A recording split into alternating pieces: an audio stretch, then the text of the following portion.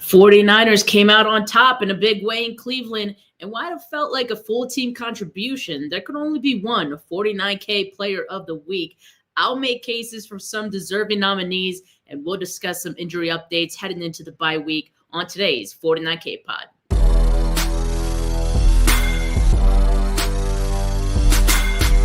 You're listening to the 49 Carats podcast, a 49ers Goldmine production with Stephanie Sanchez.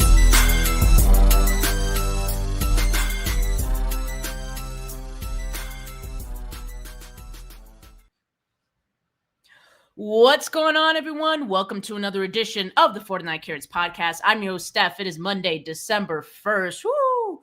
We're finally into December. You know what that means as it pertains to our 9 to 5s. Nobody's doing anything, and you can sit here and watch the 49 Carats podcast or listen to the 49 Carats podcast while you quote-unquote work. That's why we love December. That's why we love the holidays. How's everyone doing? Hope you guys had a great weekend. It is Victory Monday over here in 49ers land. And to cap off an incredible last 3 weeks for this team, I'm really excited about it. And we're going to talk about just some performances deserving of some recognition in today's show. But before we do that, we are going to go over some injury updates. Shout out Weston. He couldn't make it again today. I think he's ignoring me or something. He's ghosted me. I don't know. Where's Weston? No, I'm just kidding. He's working because I guess some of us do have to work around this time of the year. But let's talk about these injury updates really quick. Kyle Shanahan just finished speaking with the media a little bit ago, so we're going to run through these really quick. So Ben Barch, which I didn't even realize Ben Barch left this game, but I did notice we did see Spencer Burford quite a bit in this one.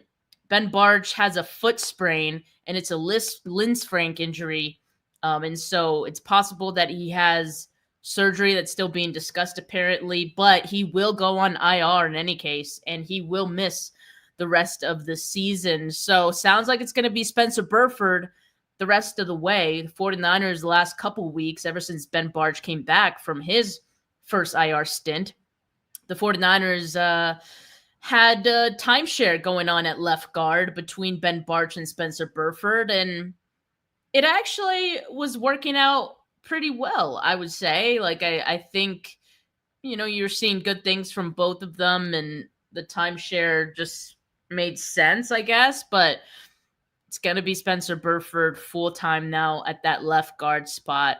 And I like what I've seen from Burford, so far. So hopefully he can continue to put on a good performance there, even with getting the full share of snaps, And Kyle Juszczyk, who left this game somewhat late in the game, and we saw him head to the locker room. Let's see, I forgot when that was. Was that like in that was in the fourth quarter. And so unfortunately for Kyle Juszczyk, he has fractured ribs, and he's going to be evaluated after the bye week. So it's a good thing. The 49ers have a bye week, of course, at this point in the season. I mean, honestly, no matter when your bye week is, it always feels like it's at the right time because there's always injuries in the NFL. There's always injuries with this 49ers team. So I think we would have said the same thing. But, I think just knowing that a few guys are going to have a chance to come back after this bye week makes us feel good. Hopefully Kyle Juszczyk is on the positive end of that, right? That he could come back after the bye week, but we'll just have to wait and see when he gets evaluated when the team is back together. Now, as far as Nick Martin, he also exited this game, and he was declared out. Remember, they said he was being evaluated for a concussion and did not return. Usually that means they're in concussion protocol. Nick Martin indeed is in protocol, and he has some time with this bye week to get through that. I have to say, I do like what I'd seen from Nick Martin so far, especially in special teams. I think him starting out in special teams and getting his feet wet there is going to help him to when he eventually does get some time with the defense. And you see him here and there on defense as well. He was in on the 4th and 1 stop that the 49ers had. And yeah, didn't really see him after that. But Nick Martin, I like what he's doing. And so hopefully he's available and cleared of the concussion protocol after the bye week as well. Now, here's where some of the good news can begin. So Yetur Gross-Matos, who's missed the last few weeks with a knee injury, Kyle Shanahan said he has a, quote, good chance to return after the bye week. I like those chances right there. That'll definitely help the pass rush rotation that the 49ers have, keeping all these guys fresh. They're finding their groove, I think. They're finding their groove. If they could all be healthy at the same time and if they could all stay fresh, I think that'll really help kick it up a notch and kick it in a high gear for this pass rushing group. They're finding their stride, I think. And defensive end Sam Okweonu, with an ankle injury, has a chance to return after the bye week, as does linebacker Tatum Bethune. Both of those guys had the high ankle sprain. If you guys recall, they've missed the last 2 games. Actually, Bethune has missed the last 2 games. I think Okweonu got hurt after that. So in any case, they both have a chance to return. Maybe not as optimistic on those guys, but a chance is a chance, so we'll take it. But it does feel like Yetur Gross-Matos of these last 3 that I mentioned has the best chance to play against the Titans after the bye week. Now, as far as Eddie Pinheiro goes, after his hamstring injury, sounds like he should be back after the bye week. That would be the expectation. The expectation is that he'll be able to practice when the team gets back to practicing after the bye. And that's good news. I mean, honestly, like Matt Gay he didn't miss any kicks. So he had the doink, but it went in. So we're not mad, He filled in admirably. Thank you for your service, Matt Gay. Eddie Pinheiro, can't wait to have you back, buddy. But yeah, so that's the bad news and the good news for the 49ers post Week 13 injury updates. But the good news is also this. 49ers have the Week 14 bye week, and so that'll help get them back to full health. So, all right, let's talk about this game. Let's nominate some 49K players of the week. Anyone who's watching, hit up the live chat. Let me know who you think was deserving of a 49K player of the week nomination, and tell me who you think. Give me some reasons, like why you think they should get the nod this week. All right. And then a little bit later in the show, we're going to do some voting. So stick around for that. You guys help me pick who's going to be 49K player of the week for Week 13. I feel like there was a performance that stood out to me a little bit more than others. And so I'm excited to talk about this one, but I got a few nominees to nominate, and also I hit up Weston. He gave me a couple names as well. So let's just start off with one of them. We're going to go with George Kittle here.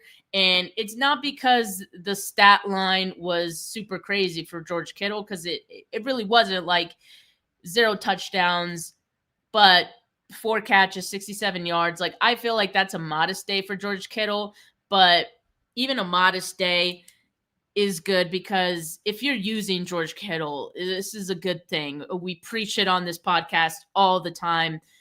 You use him, he will reward you for it, right? He had a 3rd and 9 conversion. Brock Purdy threw it to him on 3rd and 9 for a 14-yard catch. The biggest one in my head is the 33-yard catch. That drive before halftime, incredible drive from Brock Purdy. Incredible catch from George Kittle, working through some contact there.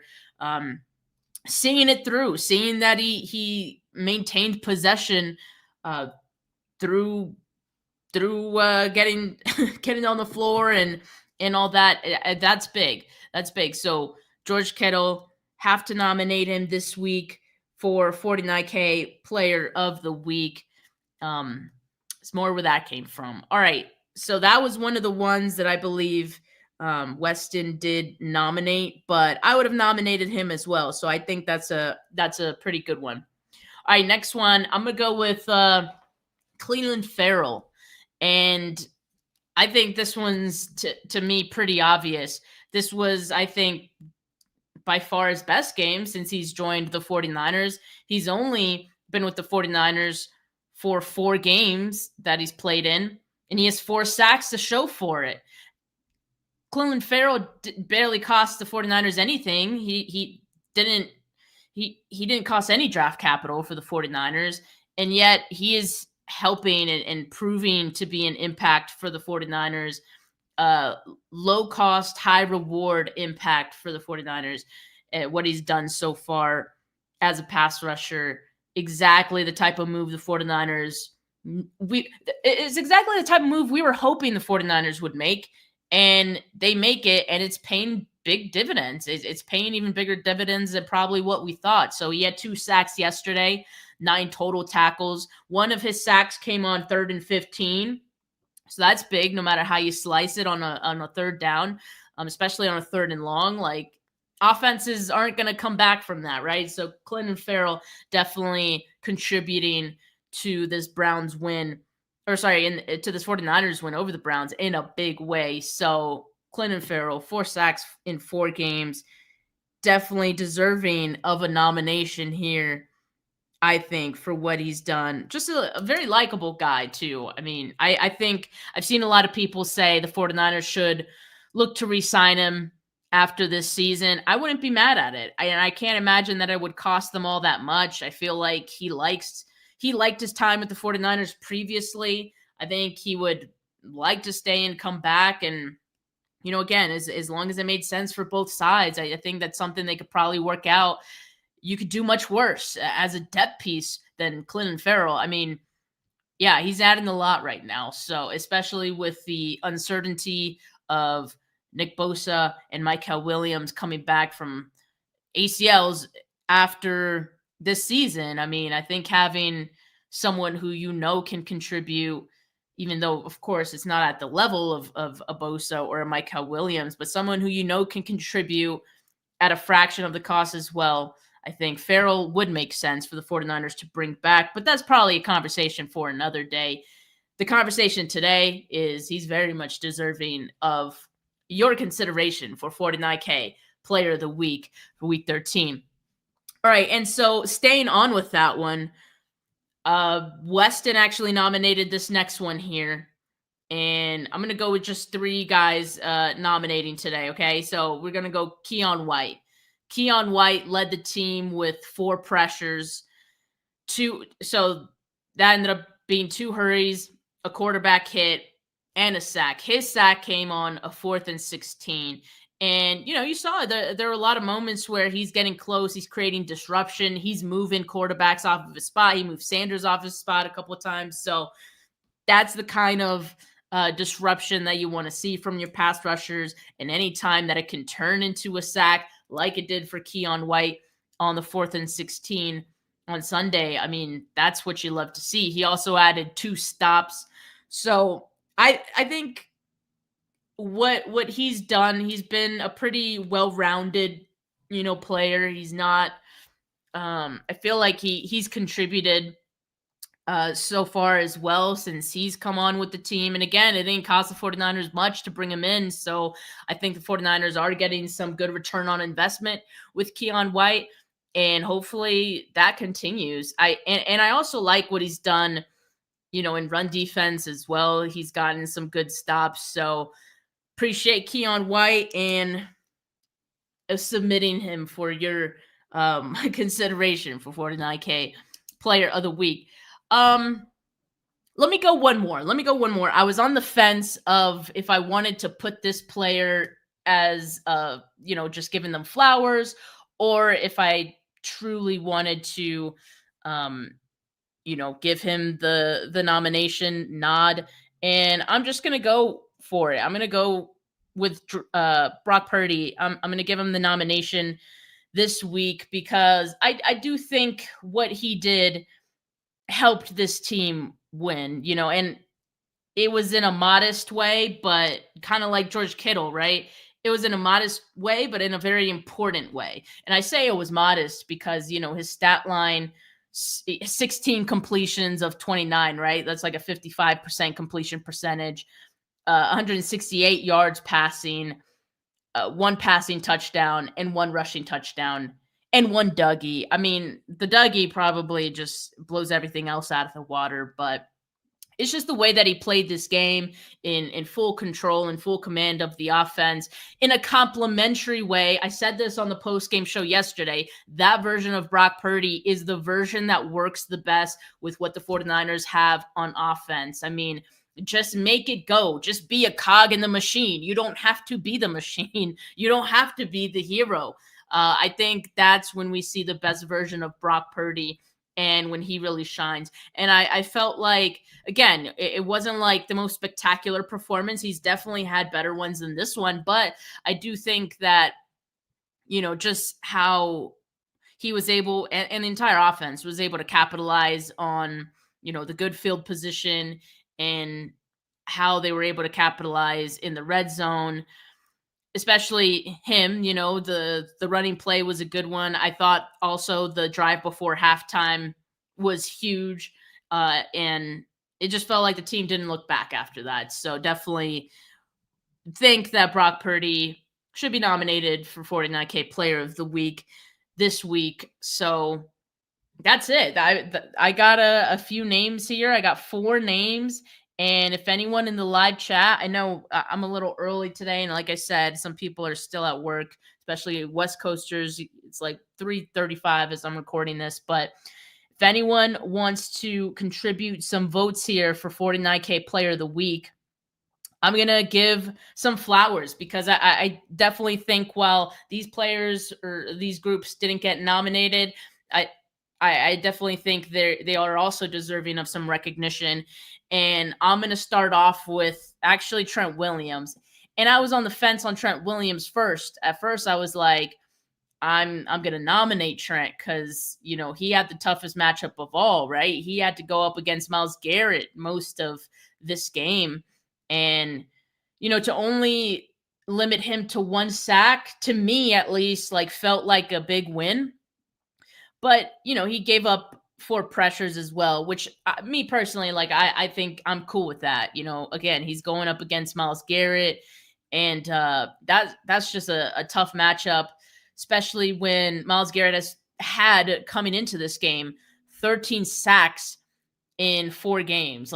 That's insane, right? So I would have expected a bigger game even from Myles Garrett, but when you're going up against the best in Trent Williams, expectations change. So while PFF wasn't as kind, he got like a 41 grade, pass blocking grade on PFF. That's why, I was just like, okay, I'll just give him flowers because I still want to give him props for what he did. And I think, stopping or limiting Myles Garrett and his impact is huge. So yeah, credit to Trent Williams. And as I've said before, it's so hard to give offensive linemen credit. So anytime that I do have a chance, I want to do that.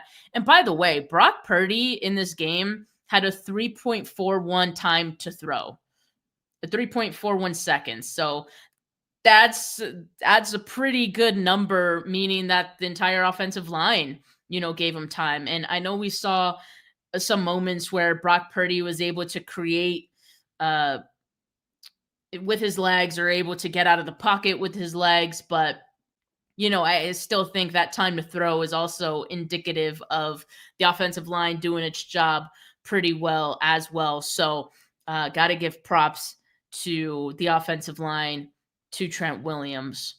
All right, guys, I need some votes in the chat if you guys are watching.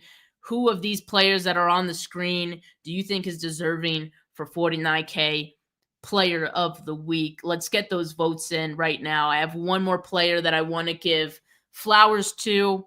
I'm going to go with Sky Moore. And Sky Moore in the special teams. So, the previous one, Trent Williams and offensive line. I'm going to go Sky Moore in special teams. Obviously, Sky Moore, what he's been doing lately and just really finding the rhythm in his return game has been huge for this team, and it's given the 49ers a huge advantage as far as field position goes. Like I said in the post game, like this game was all about field position, and there was one team who benefited from it the most, and it was the 49ers, right? And I think that's just the story of the game right there. Sky Moore definitely contributed to that with the 66-yard return. I thought he was going to take it. At this point, any time he gets to a certain point where he makes like one or two guys miss, I'm like, oh, he's going. Like, this is it. And even though he didn't get it, I mean, that's set the 49ers offense up well. 49ers offense able to do the rest. And so those things are huge. So shout out to Sky Moore, definitely finding his footing as a return man. And yeah, just seeing a lot of growth from him from the moment that he joined to now. Like, it's kind of incredible. And shout out to Brant Boyer for whatever the hell he did between like the first few weeks where the special teams was still struggling to now. I mean, it's a night and day difference. It's a night and day difference. It's pretty incredible. And yes, the kicker change did contribute to that, but I think there's also like the coverage units are way better. The return man are way better. So credit to Brant Boyer and the entire special teams group. Shout out to Darrell Luter who got the fumble recovery. Shout out to Nick Martin who did force I think he forced one of the fumbles, right? But not, was that this game or the previous game where he forced a fumble but the guy recovered it? Anyway, I don't remember if it was this game, but did see a good play from Nick Martin as well. I just feel like there's a number. Oh, it was Isaac Rendo actually forced. That's who it was. Isaac Rendo forced a fumble, but the guy fell right on top of it. So that one, didn't amount to anything. But it's just good to see guys like getting out there, getting after it. Just good stuff. Good stuff. I love to have a good special teams unit. See, this is what it could have been. This is what it could have been for a long time, guys. And I feel like, okay, I don't want to, get on him too hard for this, but I feel like Kyle Shanahan was okay with the special teams being mid and just good enough. And that's why it used to be so bad, because he just kind of neglected it. And now you get a solid special teams coach after however many seasons of that other guy who was not very good. And, now you're seeing what it can do for you on both sides of the ball, like how it could help you out. Like, field position game is a real thing. It's the game within the game. And special teams is helping the 49ers get that advantage. That's huge. And I saw this tweet from Nick Wagner earlier that said, 49ers special teams accounted for 7.47 expected points added on Sunday. So 7.47 EPA on Sunday. That's second most in the league.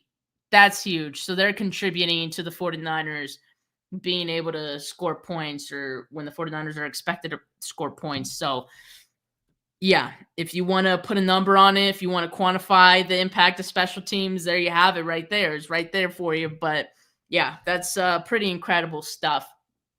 But all right, we're here voting for 49K player of the week. And let's see here. So I'm going to go with Cleveland Farrell.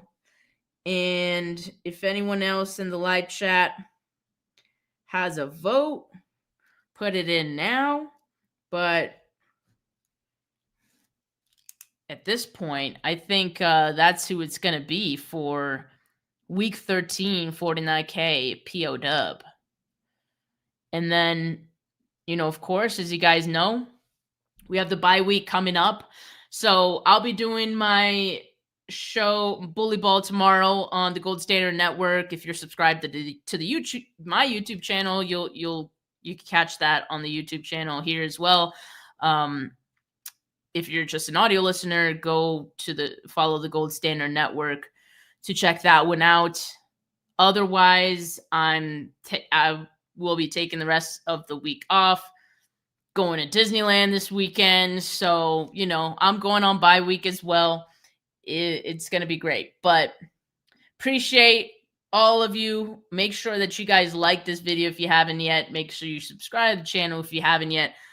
Audio listeners, leave a rating, leave a review. And YouTube viewers, don't forget to hit that notification bell so when I go live, you'll be notified. And again, like I said, that probably won't be until the following week. But hey, we'll talk about what this team has going for them going into that Week 15 game against the Titans. But for now, folks, hope you have a good rest of your Monday, a good rest of your week. Hope you enjoy this bye week. Hopefully some NFC teams lose this week so the 49ers can win in their bye week. I mean, it's very well possible. I saw something today that said the 49ers are closer to first place than they are of missing the playoffs, I think. So that's pretty incredible. So hopefully we can root against some NFC teams this weekend. But for now, guys, have a good rest of your Monday. Peace.